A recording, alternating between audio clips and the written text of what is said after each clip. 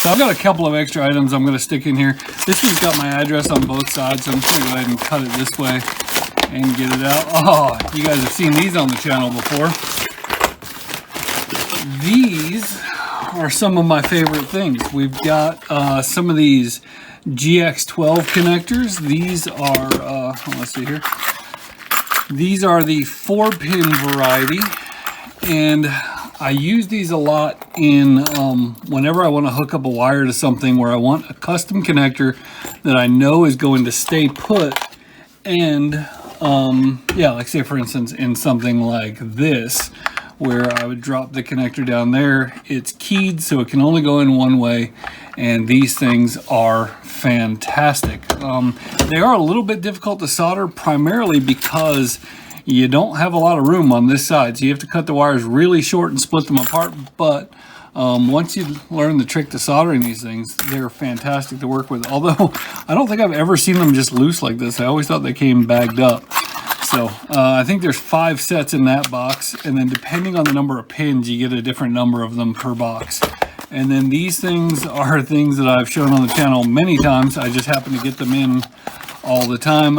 These are some Arduino shields. They're Keyestudio, not a sponsor, but Keyestudio Ethernet shields for the Arduino. Never use the SD card in them, but these things have the proper resistor, which means they're super reliable, and I just deploy these things to the field all the time and they do what they're supposed to do. And then this is an Arduino Uno by Keyestudio as well. Sometimes on this project I use the Megas and sometimes I use the Unos.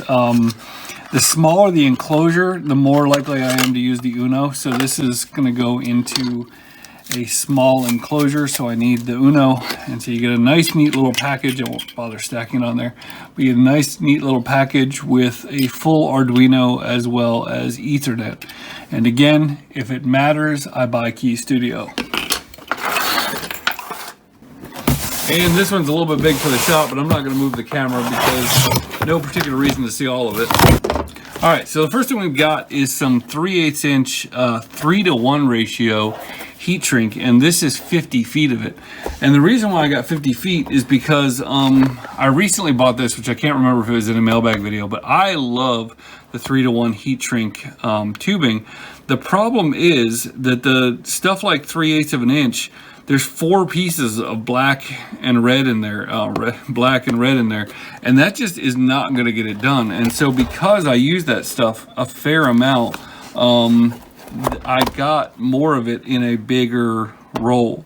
And so this goes from 3/8 of an inch, 9.5 millimeter, all the way down to 3.2 millimeter when it has been shrunken. And so that is fantastic for my needs. And so I'm able to you know, shrink down and refill my kit with exactly what I need. So this is a giant roll, and I'm probably going to get another big roll in the 3/16 of an inch because I use that one a lot also. And so because of that, you know, I'll buy a whole kit that'll run out, and so I want to be able to refill those things. And this is a 50-foot roll, which should keep me going for a while.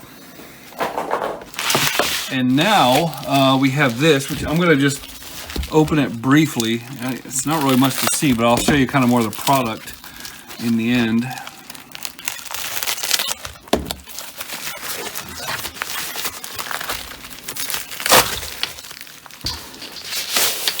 This is 2 sheets of 1/8 inch acrylic. Now, I've been using, this is 1/4 inch, this is the same stuff, but it's 1/4 inch version of it. I've been building boxes and things like that. Now, in the past, I've used wood and these finger joint techniques, which this isn't perfect, but this is one I was experimenting with. The idea of an Arduino case that you can actually screw a top on it. This is an early prototype, but I also like this one because it has a base, you know, that you can screw something on from the outside, so everything can be mounted and then you can screw it on. The problem is it's good to do the finger joints with wood. It works really well, but it does not work as well with acrylic. And so as you can see, I mean, it works. The problem is the wood will compress and then spring back a little bit, but the acrylic really just isn't going to compress. So you have to get it absolutely perfect, and you have to fight with it to get it on there. That said, I really like the way the acrylic cuts. You know, it just cuts super smooth and super precise, you know, fraction of a millimeter precision, and it works just as well if you're doing it with a K40 or a bigger laser. But acrylic is so cool. Just make sure you have good ventilation, and make sure you're using cast acrylic, not something like plexiglass. You want to make sure that you're using cast acrylic, and that's what this is. So what I've been experimenting with is, this is an early version of one, but this is the same case, but as you can see, I've edge glued it. And I haven't just edge glued it, I've used a product called Weld-On. There's Weld-On 3 and Weld-On 4, depending on how fast you want to work, but this is what they use to make aquariums. And so, you know, if something is going to be plexiglass and filled with water, it's got to be strong. And so the idea with this stuff is you use a very tiny needle on the inside, and when you cut this stuff on the edge, it sort of gets a little bit porous, and so you'll run a needle on there and it'll actually suck in these pores and glue the thing together, and it's extremely strong. Now you have to be careful about getting it on different places, so it's a bit of a technique to learn, but it's so cool. And when you're done, you get these absolutely crispy holes that are exactly where they need to be. So the idea is you take something like an Arduino Mega and an Ethernet shield, and I don't remember which version this is, if this one's exactly lined up, but yeah, so you just pop that in there and you get an absolutely perfectly clean look there. So now, one of the things I've noticed about these Arduinos is that this power jack is in a lot of different places, so you have to leave a little bit of slop for that. And then this, these holes in the bottom will allow you to get through. If you notice, this hole right here shoots straight down. No matter which way you orient this thing, if you can put the screw through the hole to hold the Arduino in. So but the Mailbag video, this is 1/8 inch acrylic, which is a little thicker than this, and I'm going to be using that for similar project. This one is a bit of a mystery to me. Let's go ahead and open it up. It is, yes, a Kreg Shelf Pin Jig. I'm sure you've seen the things that they have, you know, like IKEA and Walmart bookshelves and stuff, where they have those rows of pins going down the side. And I'm not going to open this because I don't want any little pieces to wind up lost.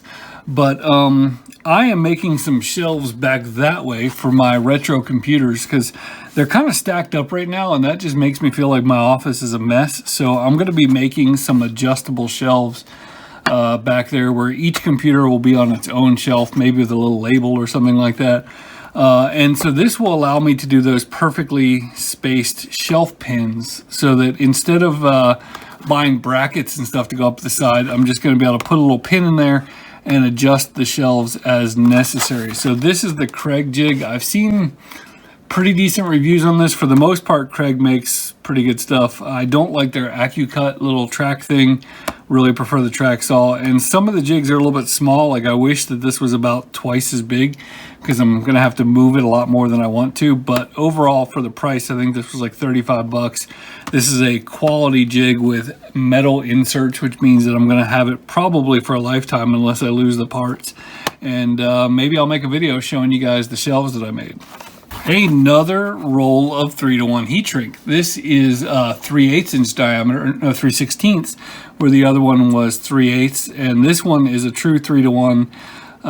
And I really use this one. This is the one that I use the absolute most. I'm not going to pull it out right here, but again, when you buy the kits, you only get a few pieces of this size, and this is the one I use the most, especially for, honestly, I use it a lot with these connectors. So a lot of the wires, if you think about it, only 4 pins on the wire. So what I tend to do is put a skinny heat shrink on top of the wire, and then I top it off with the 3/8 or 3/16.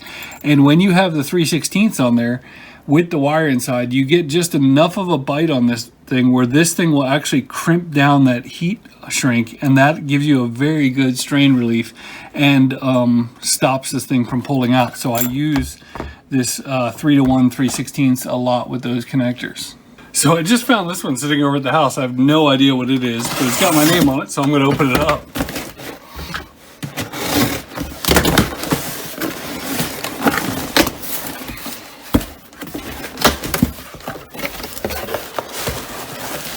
Oh, that's funny. Okay, this is more acrylic actually. This is black 1/4 inch acrylic, and I don't even remember which one I showed you guys earlier in the video. In case you don't know, I open this stuff just kind of whenever. But this is, I'm 99% sure the stuff I showed you earlier was 1/8, and this is 1/4 inch. So again, nothing too exciting, but this stuff cuts amazing. I just love working with it. So got some more.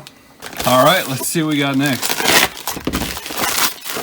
It's funny, not computer related, so I won't spend a lot of time going over it, but this is a Shimano front brake. I actually had a bike wreck. I rode, for those of you who don't know, I rode my bike all the way across America, never crashed or anything like that, and hit a curb in an unfortunate circumstance when I was riding the other day, flew over the handlebars, and did a little bit of minor damage to my bike. But part of, out of an abundance of caution, I replaced the fork on the front of my bike, and my old Ultegra brake did not reach, and I just decided that I would go with a basic Shimano brake to that has a little bit longer reach, so I can use to you know, get to the tire so I can actually stop next time. I think this is on the same line, so I'll go real quick through this. Yep. Well, no, there's multiple things. Oh yeah, no, we've got handlebar tape because I'm taking things apart. So I do like this stuff, by the way. I bought this, I looked at my Amazon history. I bought this 3 times. So if you have a bike, you know, this extra long gel tape by Domain is pretty good. And then just one more thing, real quickly, Shimano standard brake cable set I got, so that, you know, if I'm going to take the time to replace the brake caliper, I might as well put a new cable on it. All right, that's the end of the bike stuff. Next up, we've got, yes, this is a smaller, yeah, I forgot how small this would be. This is a bottle of 99% isopropyl alcohol, and you know, I typically use the 91%. It's all over my office in little squeeze bottles and these little stomper bottles and all that kind of stuff. But I've been working on getting rid of some solder flux and playing with some different products. I've been using this stuff, and see, I have another one. There's another Radio Shack one, actually, believe it or not, that works really well, but it leaves like a little bit of a mineral oil residue on it. So I am trying higher and lower levels of alcohol. So I'm going to try this 99% alcohol, and I'll use this for a bunch of other things, so I'm happy to have it. And then also, people suggested using hand sanitizer. So I'm going to try some hand sanitizer with some lower concentration of alcohol and see how that works. So if I get interesting results, I may make a video or something about that. We'll find out. Anyway, I appreciate you guys watching, and I hope you have a fantastic day, and I'll see you in the next one.